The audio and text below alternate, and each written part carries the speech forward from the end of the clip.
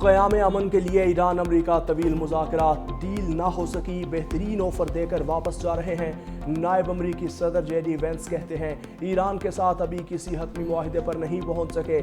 Press briefing میں کہا مذاکرات میں نیک نیتی کے ساتھ شرکت کی اور اپنی شرائط واضح طور پر پیش کی۔ اس مقام تک نہیں پہنچ سکے جہاں ایرانی ہماری شرائط قبول کرنے پر آمادہ ہوتے۔ ایران نے امریکی شرائط تسلیم نہ کرنے کا انتخاب کیا۔ ایرانی وفد سے جوہری ہتھیاروں سے متعلق کوئی واضح عزم نہیں سنا۔ ہمیں واضح اور مثبت تصدیق درکار ہے کہ ایران جوہری ہتھیار حاصل کرنے کی کوشش نہیں کرے گا۔ یہ ہماری آخری پیشکش ہے۔ ہم بہترین تجاویز چھوڑ کر جا رہے ہیں۔ نائب صدر جے ڈی وینس نے وزیر اعظم شہباز شریف اور فیلڈ مارشل سید عاصم منیر کا بھی شکریہ ادا کیا۔ امریکی نائب صدر امریکہ واپس روانہ، نائب وزیر اعظم اسحاق ڈار اور فیلڈ مارشل سید عاصم منیر نے رخصت کیا۔ امریکہ سے مذاکرات ختم نہیں ہوئے، ایک ہی نشست میں اتنی جلدی معاہدے کی توقع نہیں کرنی چاہیے۔ ایرانی وزارت خارجہ اسماعیل بقائی کا انٹرویو، کہا مذاکرات 40 روزہ جنگ کے بعد ہوئے، بے اعتمادی اور شبہات بھی تھے۔ ایران اور امریکہ میں اکثر نکات پر اتفاق ہو چکا تھا، صرف چند اہم نکات پر اختلاف برقرار ہیں۔ دو اہم نکات پر رائے مختلف ہونے کی وجہ سے معاہدہ نہ ہو سکا۔ فریقین کے درمیان متعدد پیغامات اور مسودات کا تبادلہ ہوا۔ مذاکرات میں اہم مصنوعات کے مختلف پہلوؤں پر بات چیت کی گئی۔ ایران اور خطے کے خلاف جنگ کے مکمل خاتمے پر بھی بات ہوئی۔ کچھ نئے موضوعات بھی مذاکرات میں شامل کیے گئے۔ سفارتی محاذ پر ایرانی عوام کے حقوق اور مفادات کے لیے جدوجہد جاری رکھیں گے۔ پاکستان اور دوست ممالک کے ساتھ رابطہ اور مشاورت جاری رہے گی۔ مذاکرات کامیاب ہوں یا نہ ہوں مجھے فرق نہیں پڑتا، امریکی صدر کی میڈیا سے گفتگو۔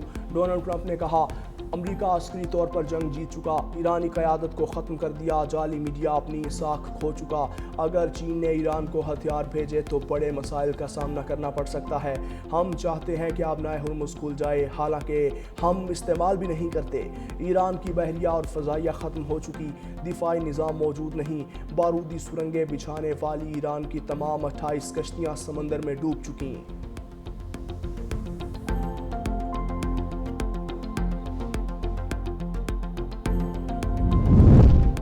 پاکستان ثالثی کا کردار ادا کرتا رہے گا، ضروری ہے دونوں ملک سیز فائر کے عزم پر قائم رہیں۔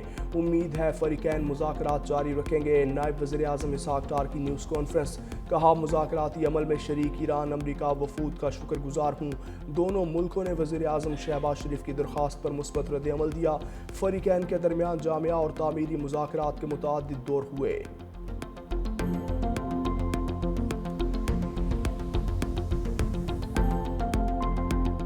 ایران امریکہ مذاکرات 21 گھنٹے جاری رہنے کے بعد ختم، فریقین کسی معاہدے تک نہیں پہنچ سکے۔ ایرانی میڈیا کا دعویٰ امریکہ کے حد سے زیادہ مطالبات مشترکہ فریم ورک اور معاہدے کی راہ میں رکاوٹ۔ آبنائے ہرمز اور جوہری حقوق سمیت کئی مسائل مذاکرات میں اختلاف کا باعث بنے۔ امریکہ نے وہ سب کچھ مانگا جو وہ جنگ کے دوران حاصل نہیں کر سکے تھے۔ معاہدے پر نہ پہنچنے کے باوجود ہرمز کی صورتحال تبدیل نہیں ہوگی۔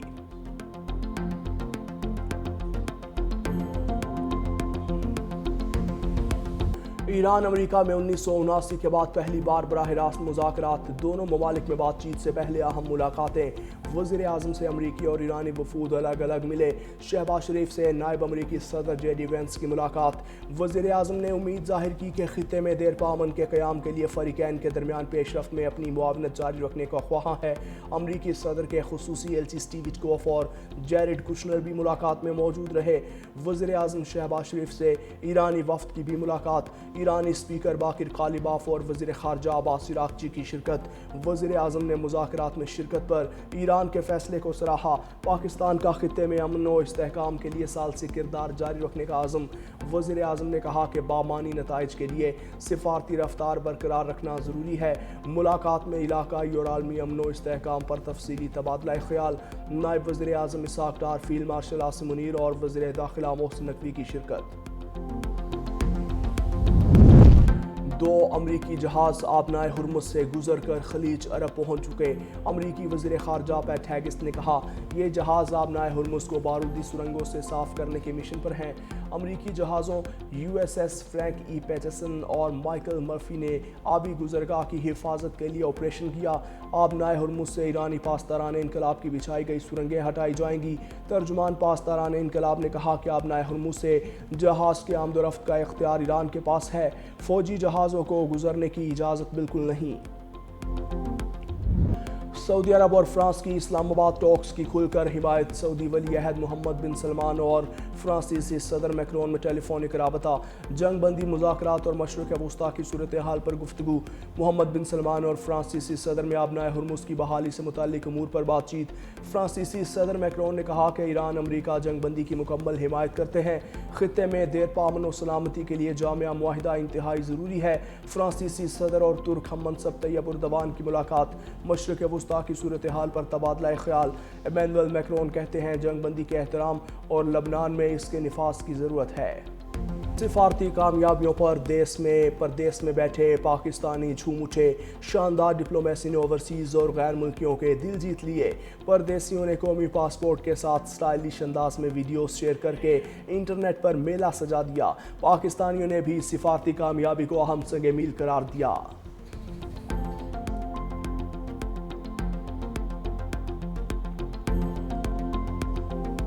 پراؤڈ مومنٹ ہے تمام لوگوں کے لیے، تمام پاکستانیوں کے لیے، پوری دنیا کو ایک پیغام ہے۔ اگر آپ کی نیت صاف ہو تو اللہ تعالیٰ عزت سے ضرور نوازتا ہے۔ تاریخ بدل رہی ہے، حالات بدل رہے ہیں، دنیا بدل رہی ہے، اس میں پاکستان بھی بدل رہا ہے۔ اور پاکستان نے جو کردار امن کے سفیر کے طور پہ پوری دنیا کے سامنے آیا ہے، اس کی مثال پوری دنیا کے سنہری حروف پہ لکھی جائے گی۔ اور اس میں دنیا کی بھی خیر ہے، ہمارے وطن کی بھی خیر ہے، اور اللہ تعالیٰ نے جو عزت پاکستان کو دیا تو ہم یہ دعا کرتے ہیں کہ ہر قسم کا مسئلہ اب پاکستان میں حل ہونا چاہیے۔ پاکستان کے لیے بڑا اعزاز ہے کہ پاکستان نے آگے بڑھ کر اس مسئلے کا حل نکالنے کی کوشش کی اور مذاکرات کے لیے۔ تو انشاءاللہ اگر یہی مذاکرات کامیاب ہو گئی تو انشاءاللہ دنیا میں جو امن کا ایک نیا باب وہ شروع ہوگا۔ پاکستان کی کامیاب سفارتکاری پر بھارت میں صف ماتم۔ کانگریس مودی سرکار پر برس پڑی۔ مودی کو ہر طرف سے تنقید کا سامنا۔ اپوزیشن جماعت کانگریس نے نام نہاد وشوا گرو مودی کو آڑے ہاتھوں لیا۔ سینئر کانگریس رہنما جنے رام رامیش نے ایکس پر پوسٹ میں کہا پاکستان کے بطور ثالث مرکزی کردار نے خود ساختہ اور شواگرا مودی کی انداز سیاست پر سنجیدہ سوالات اٹھائے۔ مودی امریکہ کے ساتھ یک طرفہ تجارتی معاہدے پر رضامند ہونے کے باوجود کوئی سیاسی فائدہ نہ اٹھا سکے۔ بھارت برکس پلس کی صدارت کے باوجود خلیجی جنگ کے تناظر میں کوئی مصالحتی قدم کیوں نہ اٹھا سکا۔ اسرائیل کو عالمی معاہدوں کا پاس، نہ امن کی پرواہ۔ صہیونی طیاروں کے لبنان پر حملے۔ ضلع نباتیہ میں رہائشی عمارتوں، اسپتالوں اور بجلی گھروں کو نشانہ بنایا۔ مفدون قصبے پر بمباری، 5 افراد شہید، متعدد زخمی۔ ایمبولینس پر بھی حملے میں عملہ شہید۔ مرجیون میں ہیلی کاپٹر سے فائرنگ۔ لبنان میں شہداء کی تعداد 1953 ہو گئی۔ جوابی کارروائی میں حزب اللہ کے اسرائیل پر میزائل اور ڈرون حملے۔ یہودی بستی یعرا اور کریت شمونہ میں اسرائیلی چوکیوں کو نشانہ بنایا۔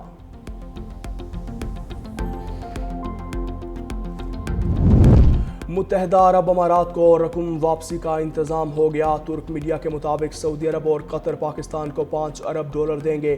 وزیر اعظم شہباز شریف سے سعودی وزیر خزانہ کی ملاقات ہوئی تھی۔ بیرونی دباؤ اور اخراجات کے پیش نظر مالی مدد کا یقین دلایا۔